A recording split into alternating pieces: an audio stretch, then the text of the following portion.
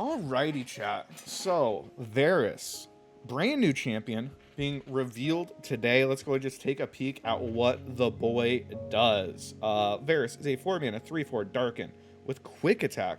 Origin, the Era of Retribution, auto-equip the Darken Bow. You have targeted 8+ allies to flip. So, his Origin, you may put any Cultist cards into your deck during deck building. So, exactly like Kayn.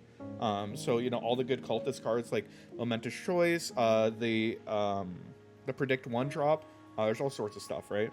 And then once you played 3+ Cultist spells, draw a Varus. So spells instead of units. Interesting. And then Darken Bow is an auto equip. It is 2 mana if you ever have to replay it. And then when you play a spell or equip an ally,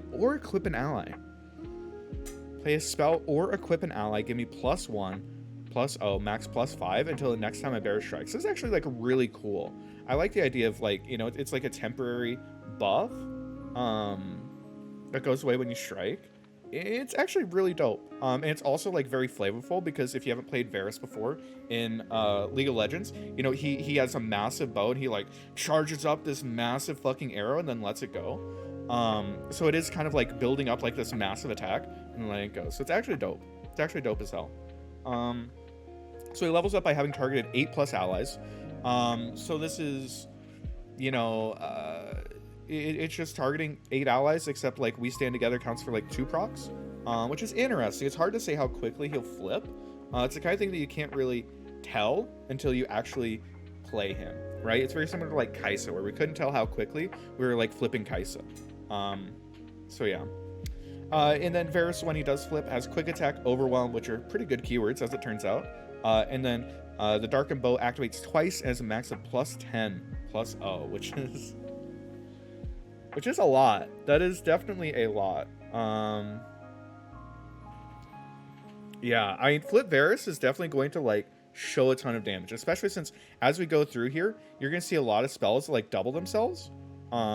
So yeah, no, Varus, especially with like Momentous Choice, seems pretty strong if you can actually flip him. If you can't flip him, then it's pretty rough.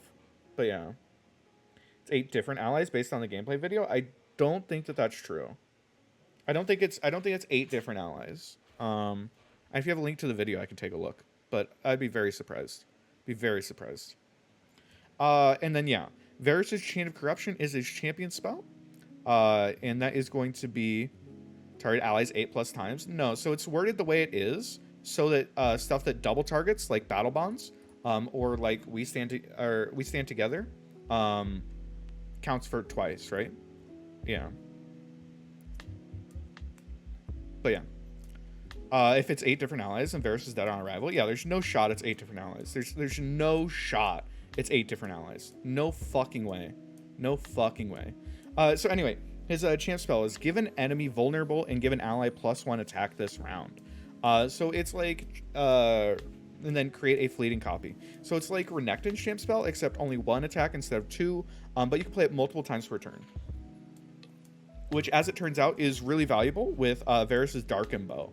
We saw it in the video, but like him getting plus attack for every single spell, having these consistent spell triggers, like is pretty solid.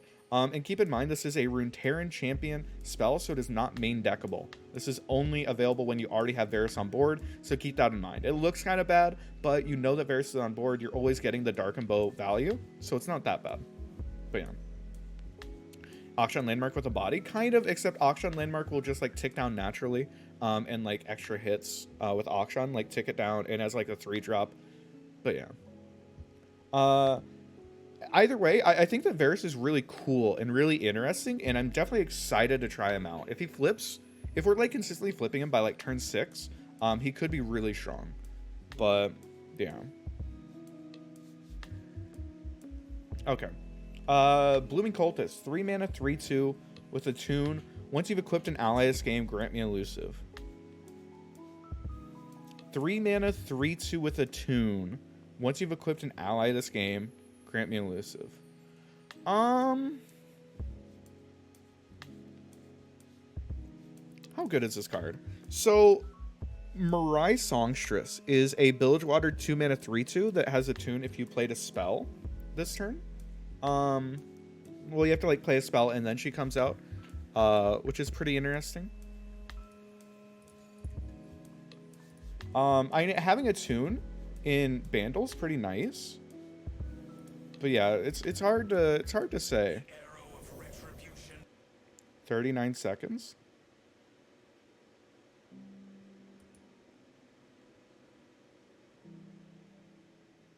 And we don't know if it only procced him once though, right? Because Momentous Choice does this weird thing where it like overwrites the animations, right? So like if you've seen it with like Lee Sin, then it shows like Lee Sin getting barrier on the first spell.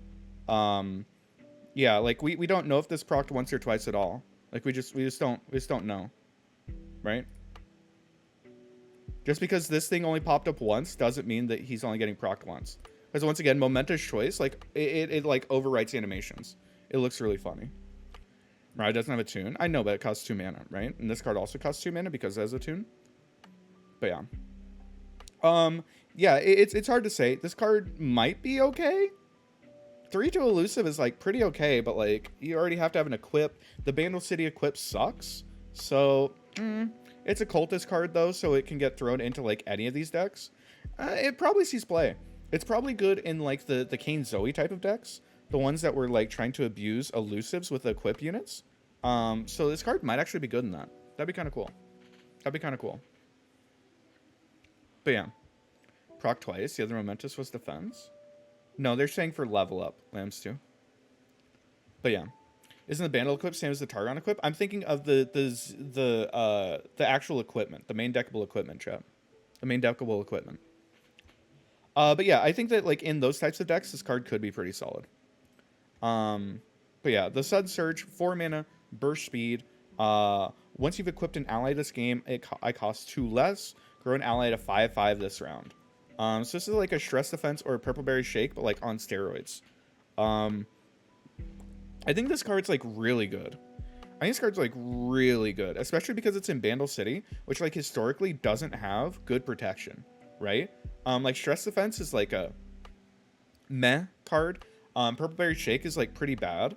But if you're paying like 2 mana to make something a 5/5, like this seems like a really good card. I don't know if you're running like 3 copies of it, but I'm definitely I definitely could see this card seeing a lot of play. As long as you have like a consistent equip that you feel good about throwing in. Stress defense isn't really protection.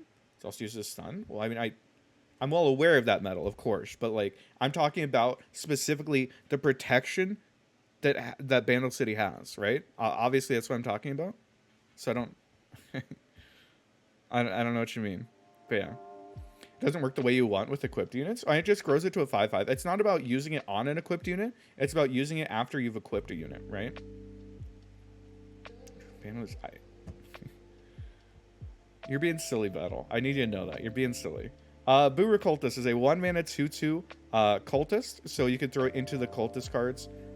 Bilgewater, 1 mana 2/2 is a premium stat line. And then when equipped allies attack, deal 1 to the enemy Nexus. So this is just like a Crackshot Corsair. That is a 2/2, as long as you have an equipped ally. It's in the cultist deck, and all the cultist decks like want all your equipped allies and shit. So like as long as you're finding like these equipments early, like these cards seem really strong. If you're activating them, these cards seem really strong, which is pretty interesting. Pretty interesting. New cards your first saw is Varus Ionia with the double attack spell. That'd be pretty funny. I don't know if that's good, but that is pretty funny. There's a lot of targeting in Ionia. My first thought was like Targon.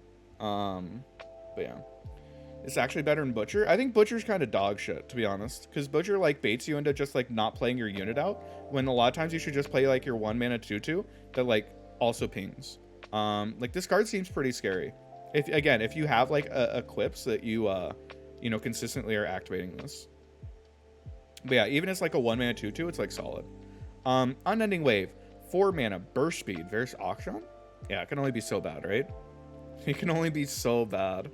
Steel Hookmaster activates all these, just nuts. And Hookmaster's just a disgusting card. The Unending Wave, 4 mana burst speed. Once you've equipped an ally this game, I cost 2 less. Draw 2 and give them fleeting.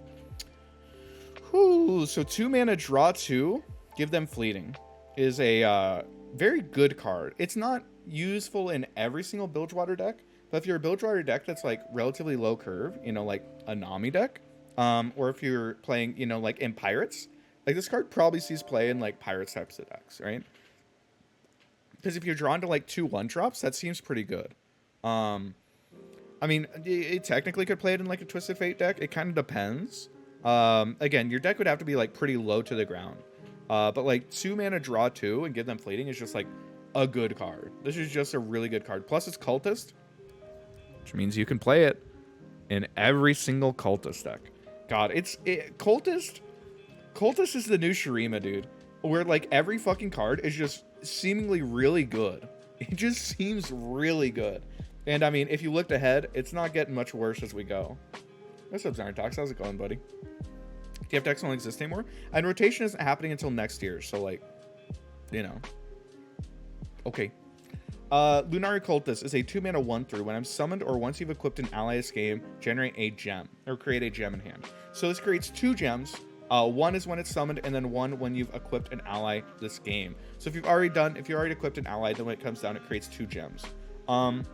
This card seems bad, because it seems like a worse goat until you realize it's a Cultist card, and it's basically like potentially a requirement in Varus decks, in order to get like all these targets, right? I think this card's like not that great, but it probably, at least day one, it's seeing play in Varus decks. We'll see how quickly we can flip Varus without it, but like it's potentially very important in a Varus deck. You generate a gem in hand. No, it has to be on board. It has to be on board. It has to be on board. All these Cultists are terrible. Got him, bro. 4 mana, burst speed. The Expanse's protection.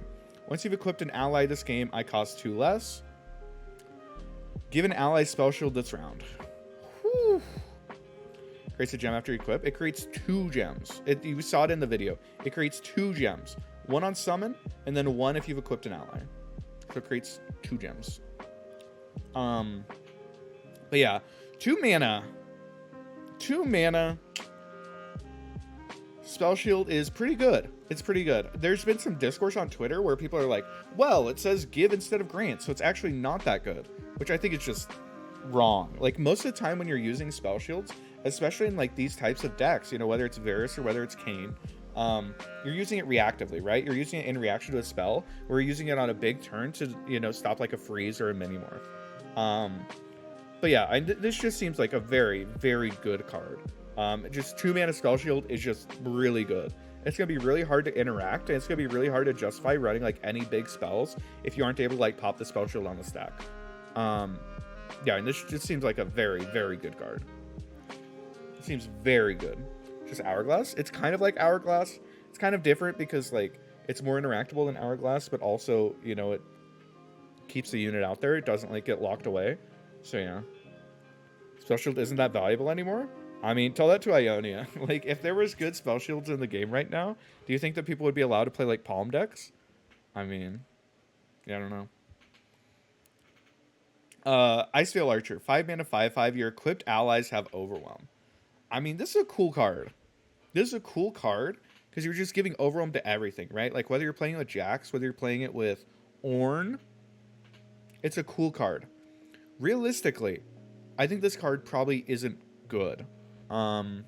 It's just kind of expensive. And like a lot of decks, like Jax doesn't really build up like insane stats with their equipments, right? Which is kind of not great. I think that like this has a much better chance of hitting like an Ornn deck. And it's really surprising that Ornn shipped without this card. This card feels like it's just Ornn support, right? Like, can you imagine Ornn copies, you know, like your big tough weapon, and then it's just okay, now he doesn't do anything. You have to flip him, and then he gets the ram, which then has Overwhelm. This feels like a card that was like very integral to like Ornn from like concept, and like from like, you know, when they first made the card, when they first like made Ornn. So it's crazy to me that this card didn't ship. But yeah. I think that this card is like, again, probably not great, but it's a very cool card, and Ornn is happy to see it. Papercraft. So it says equipped allies, not allies with attachments, which I think is different. I think it's very different. But yeah. The Unforgiving Cold, 4 mana burst speed, frostbite the strongest enemy. If you have equipped an ally's game, frostbite or copy me. So this is just 4 mana harsh winds, right? This is just 4 mana harsh winds. And not just is it 4 mana harsh winds, chat. Normally you would look at this and you're like, oh, it's in Freljord. It's not that good of a card, chat. You have to notice this card is also a cultist. So this is getting splashed into every fucking Kayn and Varus deck. I mean, this card just seems solid. It has spell shield. I don't think it does. I don't think it gets past spell shield. I mean, it does in the sense that like you like double frostbite the same thing. So it does end up getting frostbite through a spell shield, but it doesn't. It pops the spell shield is what I'm saying. It definitely pops the spell shield. Just because it doesn't target, I think it still pops the spell shield. Because you could think like Boomerang Blade. You know how Boomerang Blade like strikes the strongest and the weakest enemy. I guess it doesn't go on the stack. Is there like a burst speed? Chat, what's like a burst speed thing that doesn't go on the stack? Can you keep copying this infinitely? No, it just double casts. What is a burst speed thing that does not go on the stack? Ash? Is there like a burst speed card? Gold card goes on the stack.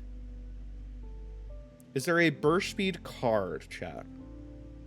Icefield's a good parallel. I don't know if it is a good parallel or not.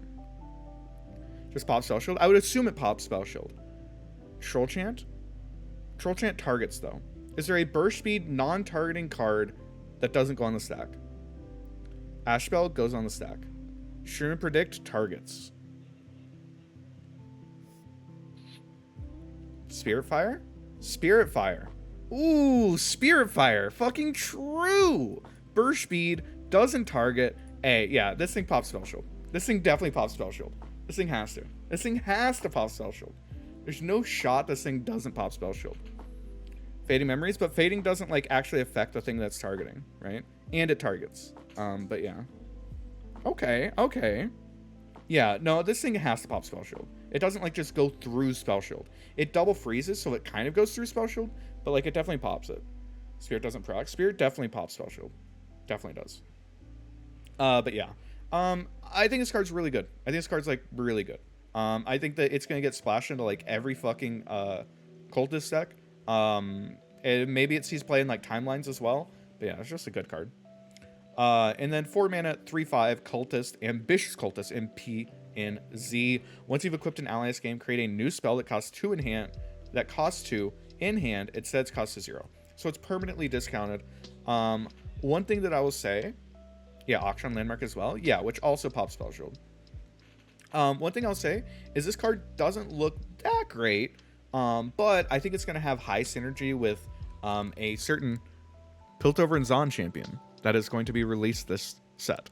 I would say it's going to probably have very high synergy with maybe a Spells Matter, potentially Flow synergy, PNZ champion. So I would say that this card is probably better than it looks. This card is probably better than it looks. But yeah, it seems okay. And it creates a new spell, yeah. This insider info? No, it's just very, very likely that we're getting Seraphine, right? It's very, very likely that we're getting Seraphine. And then yeah, let's go and take a peek at the last card. 2 mana fast speed in P and Z. The Violent Discord. God damn. Deal 1 to a unit. If you've equipped an ally's game, copy the same targets. So this card double targets for Ezreal. Another one. Why are there so many? Arishi 997 with the Prime. Thanks so much. I appreciate the support. Thank you. It double targets for Ezreal flip, which is nice. Yeah. I think this card's probably okay. It's probably okay. Again, it's a Cultist card. So now the Cultist region, which is basically region 11th at this point. The Cultist region has a Mystic Shot, which is interesting. Pretty interesting. It double targets. I don't know if like Ezreal actually wants to run this card. It kind of depends. You could run like the Castaway card. Castaway's pretty good as an attach unit. You probably don't want to run like Catalyst, although it does have Catalyst synergy, which is nice. But yeah, it's definitely an interesting card. It is probably going to see play depending on meta in the Cultist deck. Yeah, it's actually just 11th region, dude. It's so crazy. Overall, I think Varus is really cool. I think a lot of the cards are very cool. Some of them seem very, very, very strong. Especially all the spells seem very strong. But yeah, I'm excited for it. I'm really excited for it. I assume other champions that we're going to get, Seraphine and Vayne, I think are like the big guesses that people have, which sounds pretty dope. If you're an Ionia, you can run Hookmaster. Yeah, Hookmaster's a pretty good card. But yeah, either way, let me know what you guys think. How do you guys feel? What are your guys' favorite cards in this?